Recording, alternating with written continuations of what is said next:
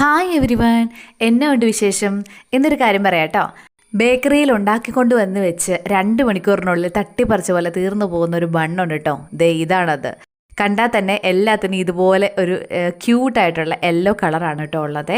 അപ്പോൾ വയനാട്ടിൽ വന്നു കഴിഞ്ഞാൽ നമ്മൾ ട്രൈ ചെയ്യണം എന്ന മിക്ക വീഡിയോസിലും കണ്ട ഒരു ഐറ്റമാണ് ജലജ ബേക്കറിയിലെ ഈ ഒരു ബണ്ണ് കേട്ടോ.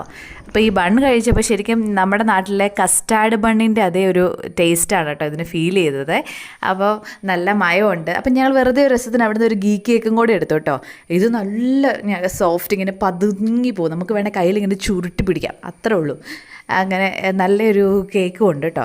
അപ്പോൾ ഇവിടെ വന്നു കഴിഞ്ഞാൽ ഞങ്ങൾ സജസ്റ്റ് ചെയ്യുന്ന 2 ഐറ്റംസാണ് ഈ ഒരു ബണ്ണും അതുപോലെ ഈ ഒരു ഗീ കേക്കും കേട്ടോ.